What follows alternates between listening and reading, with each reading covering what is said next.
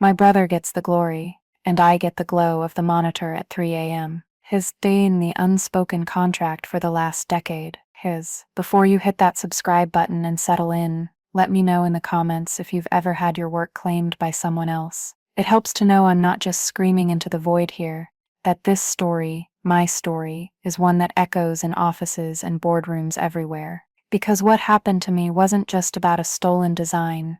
It was about my entire life being a blueprint someone else was signing their name to, and I was about to set it on fire. For years I was Shiloh, the ghost in the machine of Vance and Son architecture. The son in that title was not me. It was my brother, Case. He had the handshake, the smile, the perfect golf swing that could charm a contract out of the stuffiest old money client. I had the talent. I had the all-nighters fueled by stale coffee and the burning need to create. I was the architect. He was the advertisement. And my father, Arthur Vance, the patriarch of the firm and the architect of my silent frustration, was the one who enforced this cruel bargain. Every award-winning design, every sleek, innovative building that added another layer of prestige to our family name came from my mind and my hand. Every single one was submitted, celebrated, and archived under the name Case Vance. I was the engine,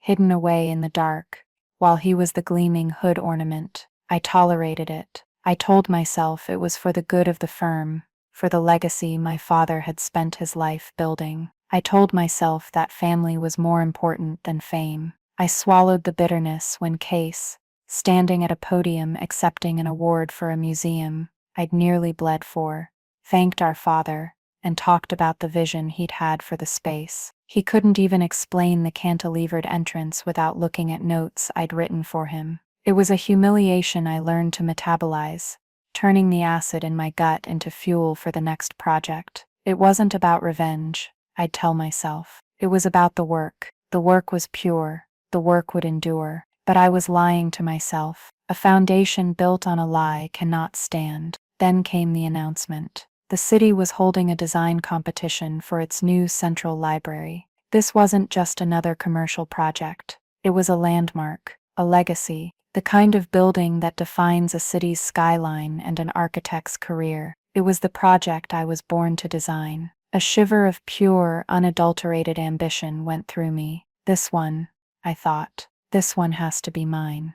The conversation happened over dinner at my father's house, the air thick with the scent of roasted rosemary and unspoken rules. My father, a man whose presence filled a room like setting concrete, laid his fork down with a deliberate click. He said the firm would be submitting a proposal for the library. His eyes, the same gray as an overcast sky, didn't look at me. They were fixed on Case, who was swirling a glass of obscenely expensive red wine. My father said, "It's a huge opportunity for you, Case. A chance to really solidify your name as the firm's future." My own glass felt heavy in my hand. I kept my voice even, a skill I'd perfected over the years. I said, "I've already been working on some preliminary sketches. I think I have a concept that's truly revolutionary." My father finally looked at me, but it was a look of mild impatience, as if I were a junior draftsman who'd spoken out of turn. He said, "That's excellent, Shiloh. Get your concepts over to Case. He'll need the best possible foundation to build his pitch on." Case smiled at me over the rim of his glass, a lazy, entitled smile that made my blood run cold. He said, "Don't worry, sis. I'll make you proud." Something inside me didn't just break, it vaporized. It was the last thread of a worn-out rope I'd been clinging to for a decade.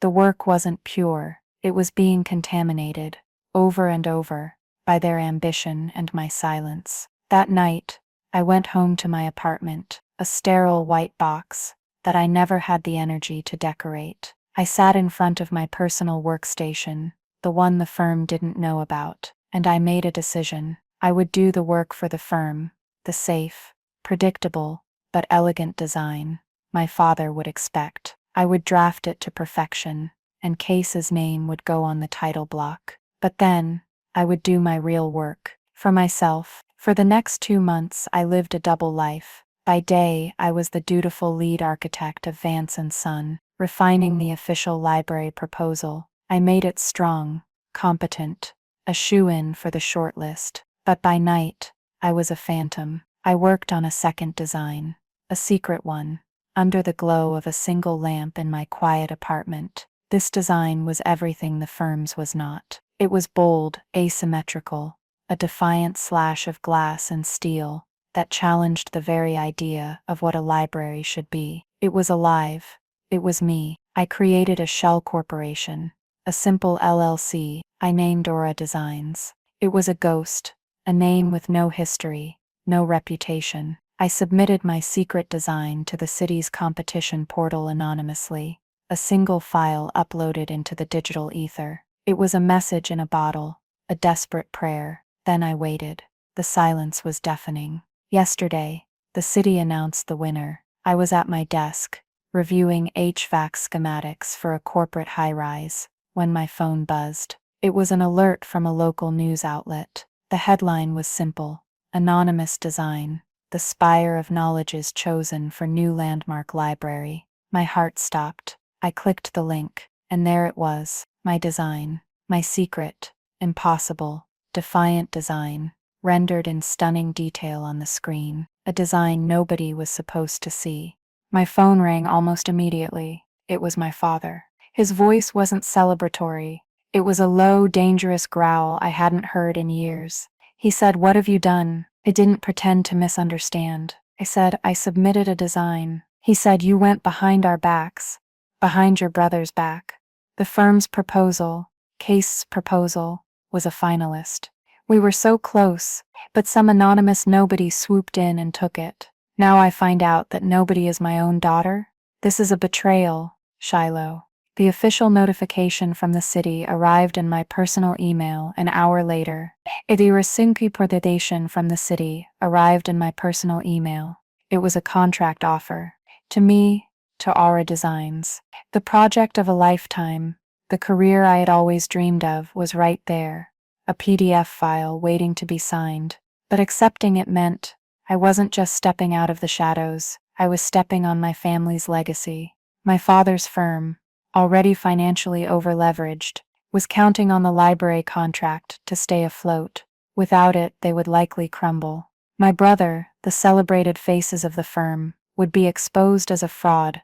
So now I have to decide. Do I sign the contract and become the architect I was always meant to be, as an independent woman? Or do I let my anonymous design die, let the city move on to its second choice, which would probably be my father's firm, and let my family's house of cards stand for a little while longer, with me buried somewhere in its foundations? The choice is between my life and their lie, and for the first time, I'm not sure they are any different. The silence after my father's call was heavier than any building I had ever designed. It was the weight of a decade of suppressed words, of swallowed pride, of a loyalty that had been curdling into resentment for so long.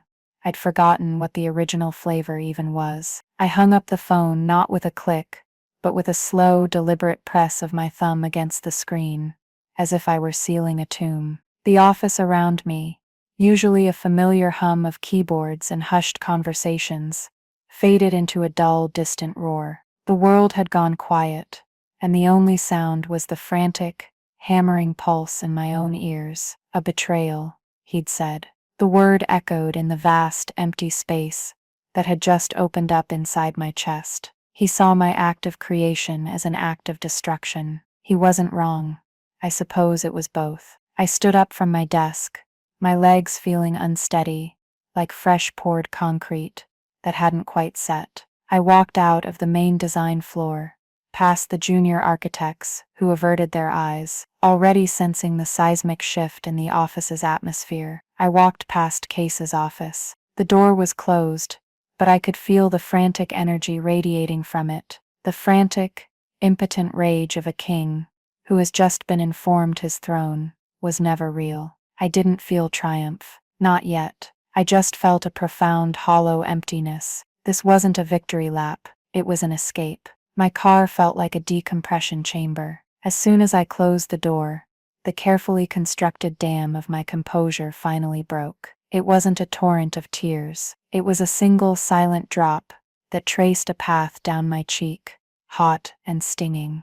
It wasn't about revenge. I kept telling myself that, a mantra against the rising tide of something much uglier. It was about worth. My worth. For years I had allowed them to define it, to appraise it, to put a price tag on it that was always just below my brother's, and I had accepted it. That was the real betrayal, wasn't it? The one I had committed against myself, every single day for 10 years. My mind started to flash back, not as a coherent memory, but as a series of painful, jagged shards. I remembered the unveiling of the Northgate Plaza, 5 years ago. It was my first major project as lead. I had pioneered a new type of load-bearing glass facade that had never been used in the city before. It was my baby. I'd spent 6 months just working with the engineers, convincing them it was possible. At the press conference, a journalist asked a technical question about the shear stress calculations for the glass.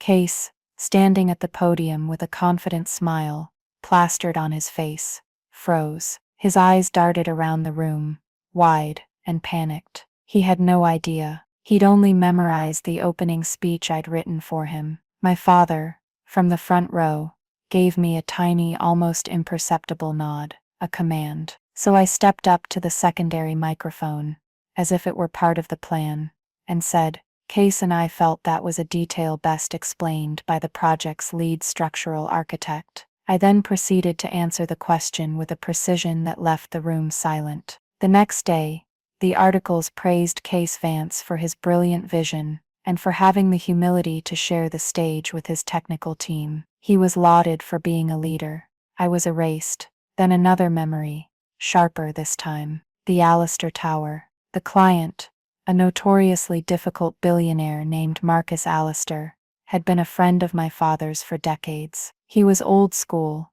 a man who believed business was done on the golf course and sealed with a handshake. He was exactly the kind of man my brother was built to handle. Except Allister was also a shrewd engineer by training. During the final design presentation, with hundreds of millions of dollars on the line, he pointed to a rendering of the spire and asked a simple question: "What's your solution for vortex shedding at that altitude?" Case just blinked. He started talking about the aesthetic, the way the spire would catch the morning light. He was a tap dancer on a collapsing stage. I saw the look on Allister's face, a flicker of profound disappointment. I had to intervene. I cleared my throat and began to explain the helical strakes integrated into the design, the wind tunnel data, the precise calculations that ensured the tower's stability. I laid it all out, the complex symphony of physics and design that I had orchestrated. Case just stood there, nodding along as if he were conducting me. We won the contract. That night, at a celebratory dinner, my father toasted Case, his voice booming with pride. "To my son," he said. "He took on the lion in his own den and tamed him." My father squeezed my shoulder as he passed by my chair and whispered, "Good work tonight, Shiloh. You backed him up well." Backed him up.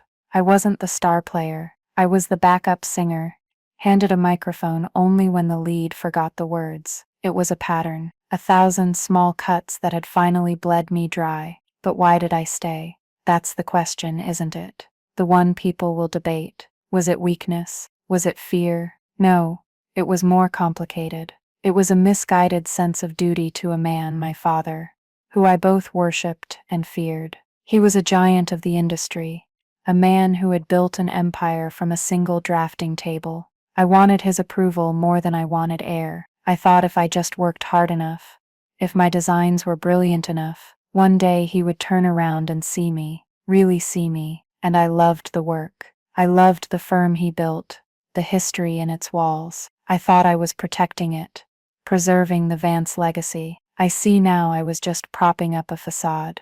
The truest voice of reason in my life hadn't been my own. It belonged to Maria Flores. She was a legend, one of the few women from my father's generation who had broken through the concrete ceiling of architecture. She'd been his contemporary, his rival, and for a brief time, his partner before she left to start her own.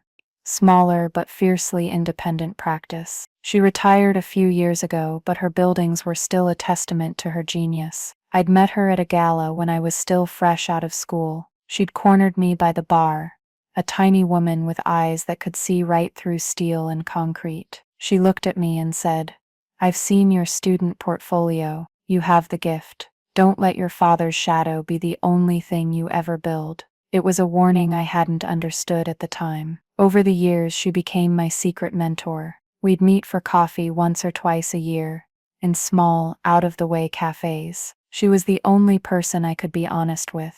She never told me what to do. She would just listen to my stories of frustration, of being overlooked, and then ask a simple, devastating question. Last year, after Case took credit for the waterfront pavilion, I told her I couldn't take it anymore. She stirred her espresso, her gaze distant. She said, "A signature on a drawing is a claim of ownership, Shiloh. But the integrity of the design, the soul of the building, that belongs to the person who dreamed it. They can't steal what's in your head.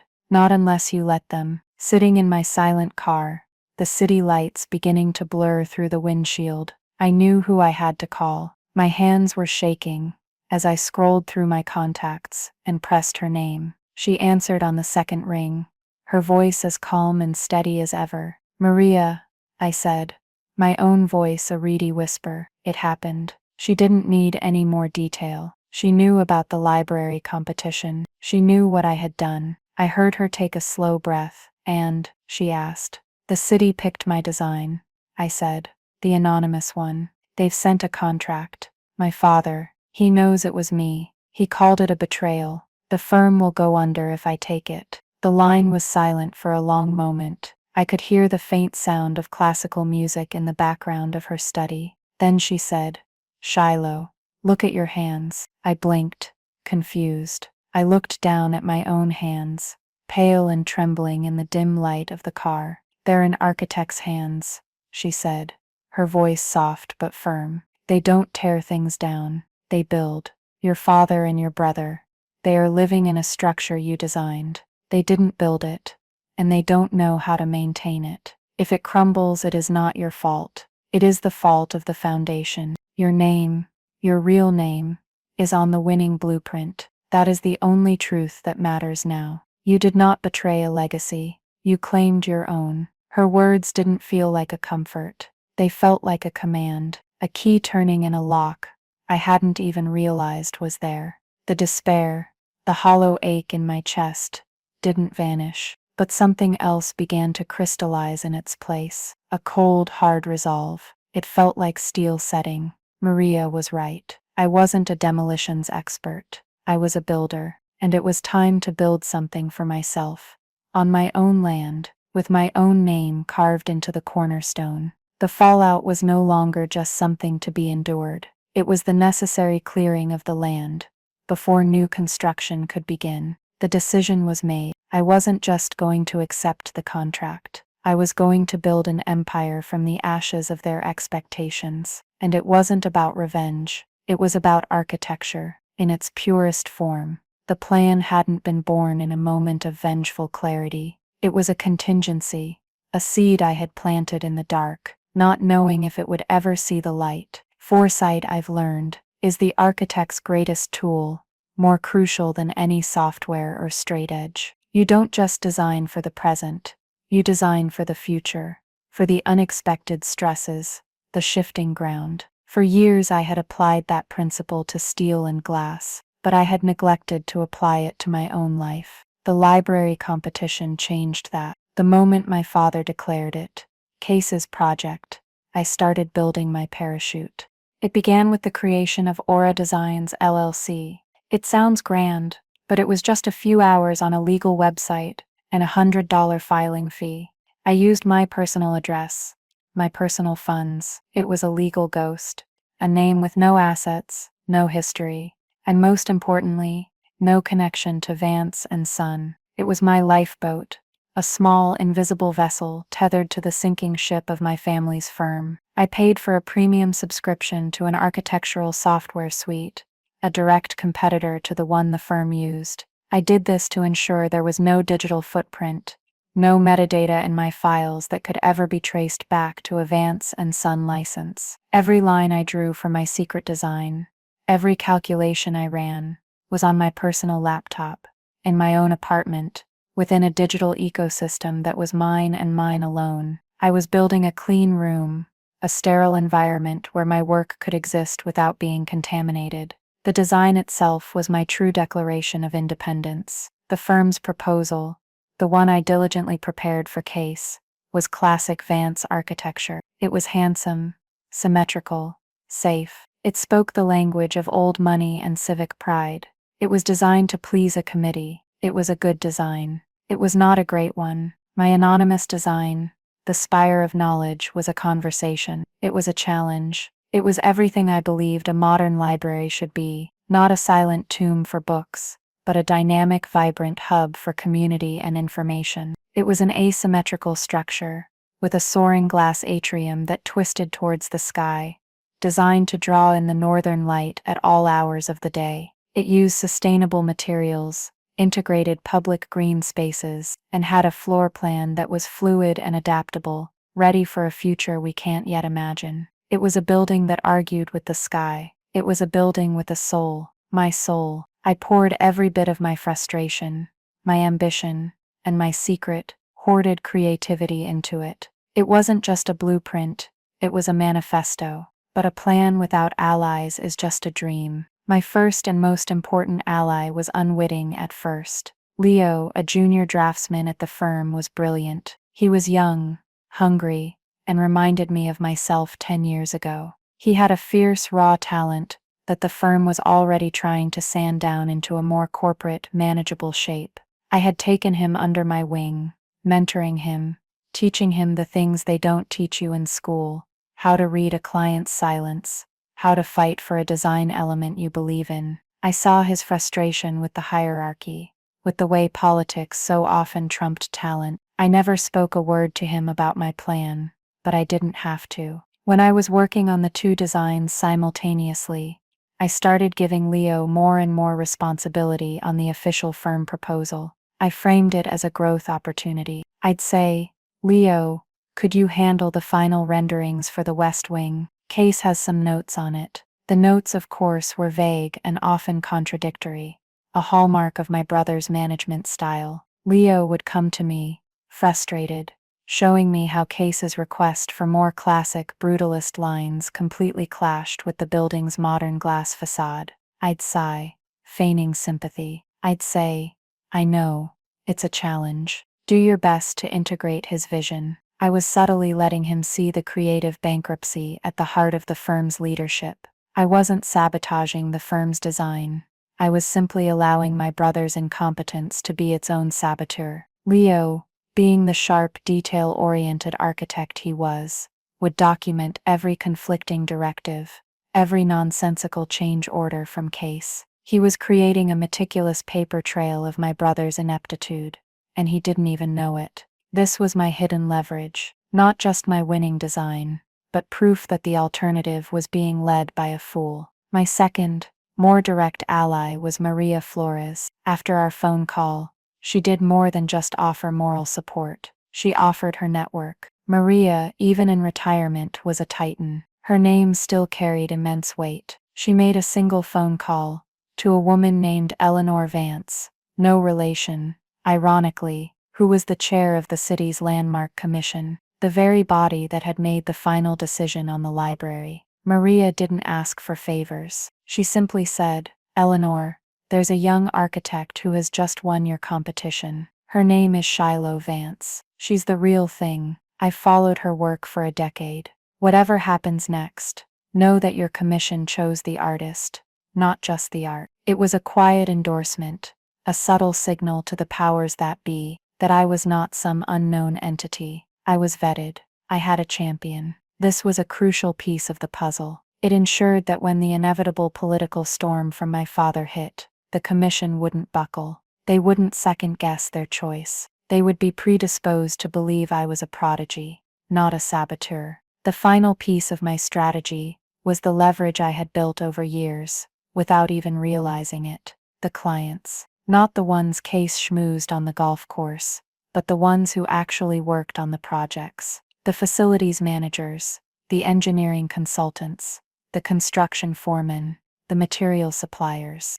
These were the people I spent my time with. While Case was at boozy lunches, I was on site, in a hard hat, solving problems. While he was accepting awards, I was in a fabrication shop in Germany, overseeing the milling of a custom facade component. I had built a network of deep personal relationships, based on competence and mutual respect. These people didn't care about the Vance and Son letterhead.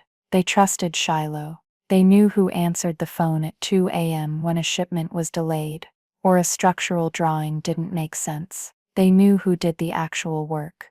I remembered a specific conversation with Michael Sterling, the CEO of a major tech corporation whose new campus I had designed. We were walking the half-finished site, and he was peppering me with questions about the radiant heating system.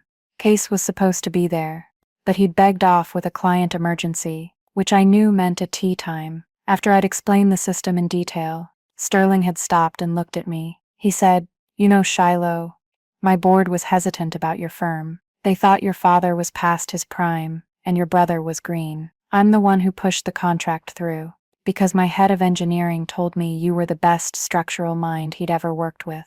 We didn't hire Vance and Son, we hired you." At the time, I just smiled and deflected the compliment. Now, I realized the power of that statement. My leverage wasn't a secret document or a clever legal trap. It was my own reputation, a currency I had been earning quietly, project by project, year after year. The plan was now complete. I had the winning design, a clean legal entity to receive it, the endorsement of a legend, a trail of evidence highlighting my brother's incompetence, and a network of clients and suppliers whose loyalty was to me, not the firm. The decision was no longer a terrifying leap into the void.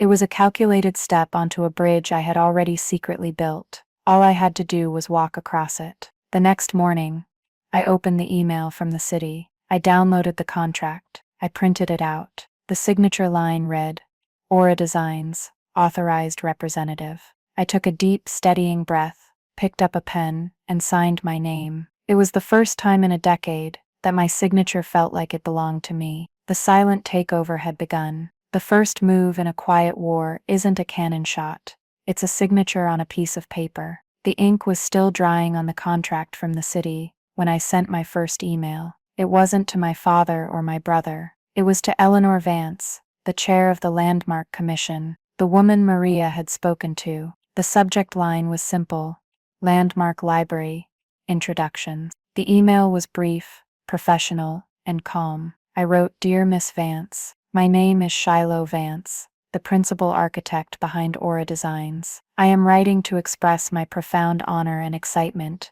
in being selected for the Landmark Library project. I have just executed the preliminary contract and look forward to meeting with you and your team at your earliest convenience to discuss the next steps. I am ready to begin immediately. Sincerely, Shiloh Vance." I attached a brief, one-page professional bio that highlighted my lead design roles on the Allister Tower, the Northgate Plaza, and a dozen other major projects. I didn't mention Vance and Son by name. I didn't have to. The projects spoke for themselves. It was a quiet, factual statement of ownership. I was reclaiming my history. The response came in less than 15 minutes. It was warm, enthusiastic, and invited me to a preliminary meeting the very next day. The city was moving fast. They were excited. The first chess piece was moved. Check. The second move was an email to my personal lawyer, a sharp, no-nonsense woman named Jessica, who had helped me set up the LLC.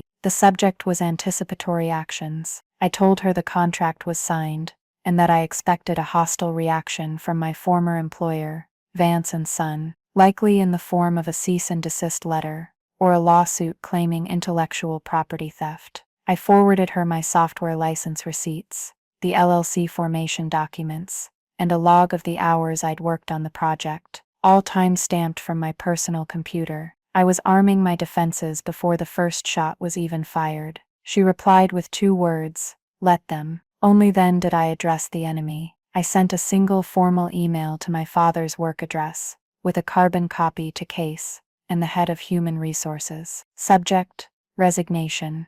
Please accept this email as formal notification of my resignation from the position of lead architect at Vance & Son, effective immediately. I will coordinate with HR regarding the return of firm property. Shiloh. No thank you, no 2 weeks notice, no explanation, just a cold, clean break. The silence that followed was more terrifying for them, I imagine, than any angry tirade could have been. It was the silence of a void. The load-bearing wall of the company had just been removed, and they hadn't even heard the sound of the sledgehammer. The panic began, as I knew it would, with a phone call. It was my father. I let it go to voicemail. Then Case, voicemail. Then my father again. I was driving to my apartment, and I let the phone buzz on the passenger seat, a frantic, vibrating testament to their dawning horror. When I got home, I listened to the messages. My father's first message was pure rage. Who do you think you are? You cannot do this. That is firm property. You will be hearing from our lawyers. His second message was tinged with a slight tremor of fear. Shiloh, call me. We need to talk about this. This is a family matter. We can work this out. Case's message was just a string of furious, incoherent sputtering. A betrayal. After everything we did for you, you stole my project. His project. The delusion was so complete, so profound. It was almost pitiable. Almost. The real-time intelligence came from Leo. He sent me a text message an hour after I sent my resignation email. It was just one line. War room. Your name is being shouted. A lot.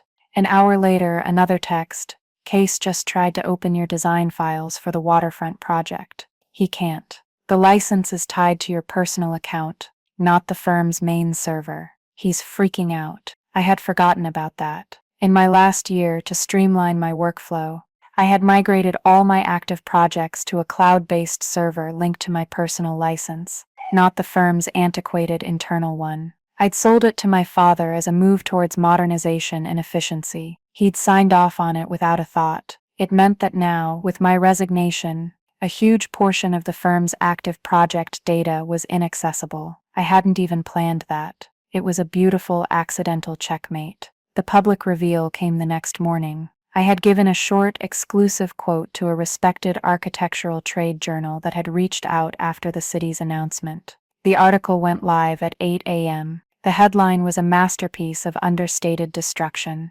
Shiloh Vance, architect of Alistair Tower, Helm's mystery firm Aura Designs to win landmark library. The article didn't mention Vance & Son once in a negative light. It simply stated the facts of my career, attributing all my major works directly to me. For anyone inside the industry, the implication was earth-shattering. It reframed the entire narrative of the last decade.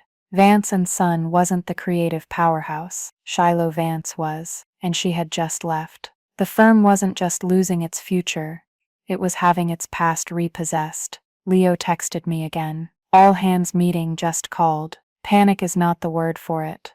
I think your dad looks old. That single text hit me harder than any of the angry voicemails. Old.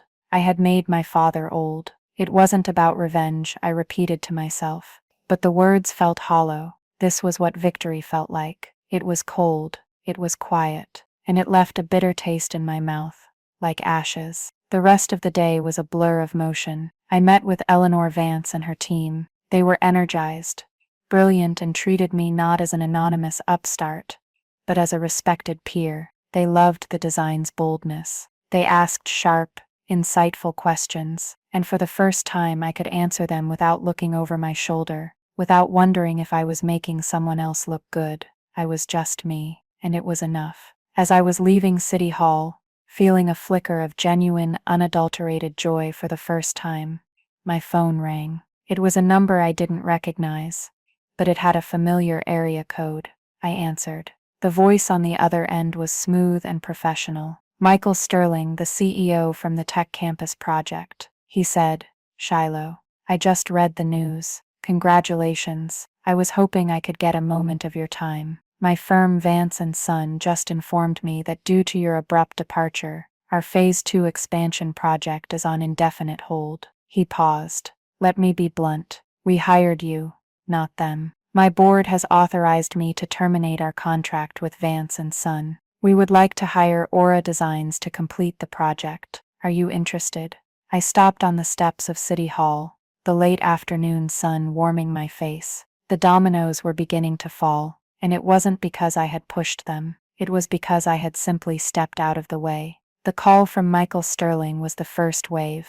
The tide went out quickly after that. The news of my departure and my victory with the library design spread through the city's tight-knit development community like a lit fuse. Sterling's decision to terminate his contract with Vance and Son and move his business to Aura Designs wasn't an isolated act of loyalty. It was a business decision. He, like every other savvy client, had just realized that the firm's most valuable asset had just walked out the door. The brand Vance and Son was now a hollow shell. Within a week, 2 other major clients followed suit. One was a boutique hotel chain for whom I had designed 3 properties. The other was a private arts foundation that was a major source of the firm's prestige projects. They didn't even call my father. Their lawyers sent termination notices citing breach of contract, arguing that the lead architect they had contracted for was no longer employed by the firm. It was a clean, legal, and devastating exodus. I didn't poach them. I didn't have to. I had simply become a better investment. My new firm, Aura Designs, which a week ago was just a name on a piece of paper, now had the landmark library contract and 3 major corporate clients. I was no longer just an architect. I was a viable business. The desperate countermove came on a rainy Tuesday afternoon. It was a summons, not from a lawyer, but from my father himself. He asked me to meet him at the firm's office for a final conversation. For the sake of the family, he'd said in the voicemail. His voice lacked its usual booming authority. It was thin, frayed, against my better judgment, and perhaps because of that one word from Leo's text. Old, I agreed. Walking into the Vance and Son office was like walking into a memory. The smell of drafting paper and coffee, the quiet hum of the plotters, the very light in the atrium, it was all designed by me. But the atmosphere was wrong. It was thick with a tense, funeral-like silence. The few employees I saw looked at me with a mixture of awe and fear, as if I were a ghost who had come back to haunt the living. My father was waiting in the main conference room, the one with the huge mahogany table where I had presented dozens of designs. Case was there, too, slumped in a chair, staring at the table's polished surface, as if it held the answers to all his problems. He looked deflated, a cheap balloon that had been left out in the sun. My father, however, stood tall. He had put on his armor of authority, but I could see the cracks in the facade. He didn't yell, he didn't accuse. He tried a different tactic. He spoke of legacy, of the name his own father had built, the name he had passed down. He said, "Shiloh, this is our family's history. You are a part of that. Your name is Vance. This independent venture, it's a mistake. It's tearing us apart." I remained silent, my hands resting on the cool surface of the table. Then came the offer. The desperate, last-ditch Hail Mary. He said, "We want to make this right. We want to bring you back, not as lead architect, as a full partner. Your name on the door. Vance, Vance and daughter." He said the words as if they were a magical incantation that would fix everything. "We will tear up your resignation. We'll issue a press release saying Aura Designs is merging with the firm. The library project will be a joint venture. We can save this, Shiloh. All of it." Case finally looked up. There was a pathetic flicker of hope in his eyes. He said, "Yeah, Shy. Come on. It'll be like it was. Only better. Like it was." The words hung in the air, a perfect encapsulation of their complete and utter blindness. They didn't want to change. They just wanted to rebrand the lie. They weren't offering me a future.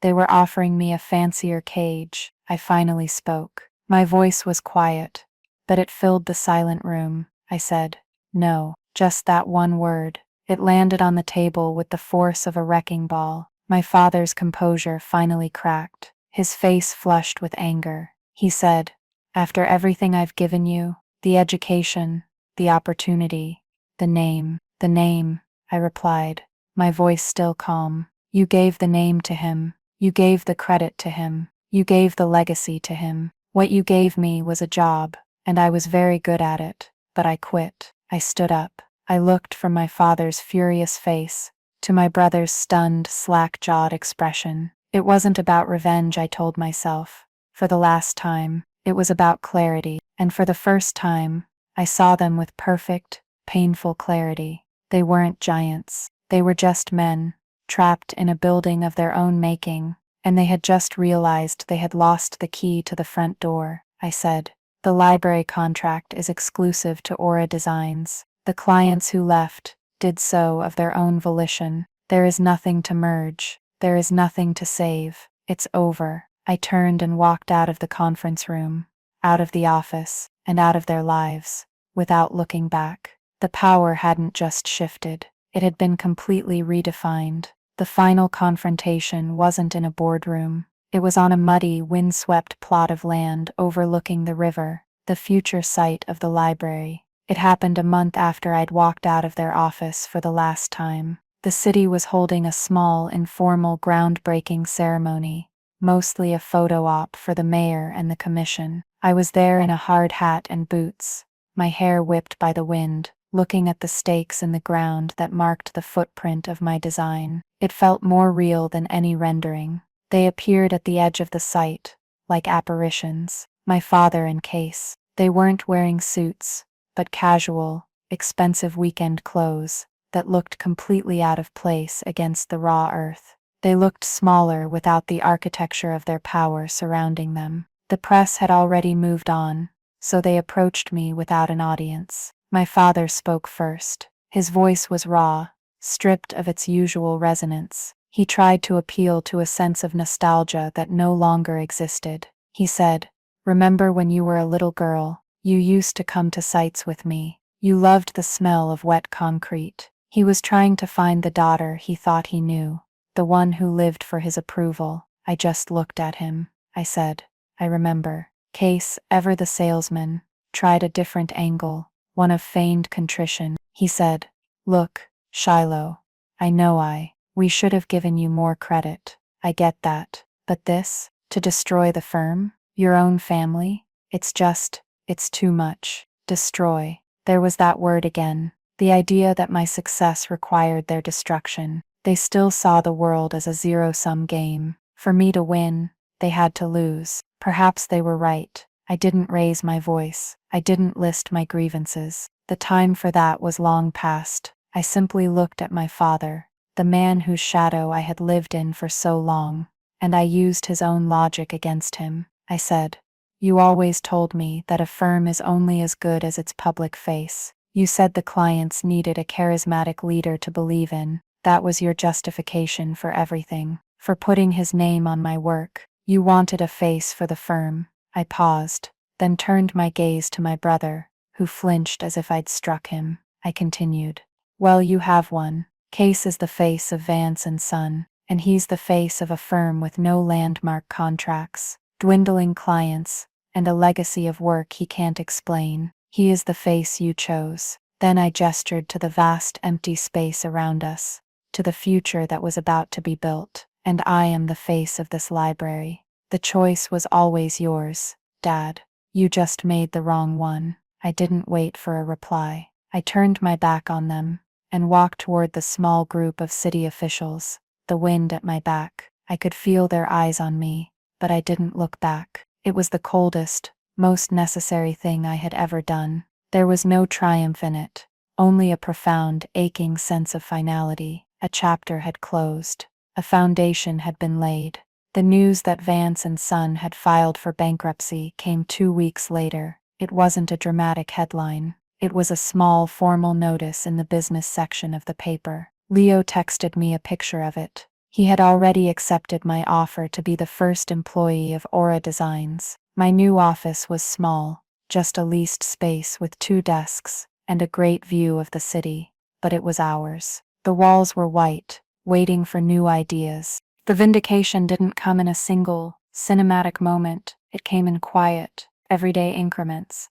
It came when I signed paychecks with my own name on them. It came when a young female architectural student told me she'd gone to school because she'd been inspired by the story of the library's design. It came one afternoon when I was looking at the finalized blueprints for the library, spread out across a massive table. Leo was beside me, pointing out a minor detail in the HVAC system, and I looked at the title block in the bottom right corner. It read, Aura Designs, Principal Architect, Shiloh Vance, my name, my work, my firm. The new reality wasn't loud, it wasn't vengeful, it was balanced, it was clear, it was a structure built to last, on a foundation of truth, and it was all mine. So, here we are at the end of the story, or maybe it's the beginning. I often look at the framed contract for the library that hangs on my office wall. It's not a trophy, it's a reminder that your name, your work,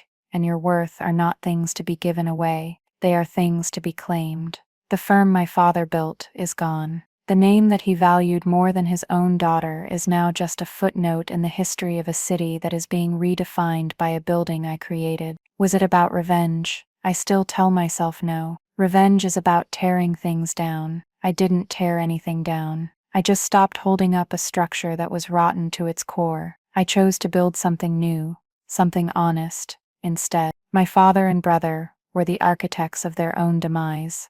I just handed them the blueprints. This story, my story, isn't just about architecture. It's for anyone who has ever been overlooked, underestimated, or had their voice silenced. It's for every woman who was told to be a team player, while a man was praised for being a leader. It's for every person who has poured their soul into something, only to watch someone else sign their name at the bottom. Your talent is your own. Your ideas are your own. Your legacy is not something you inherit.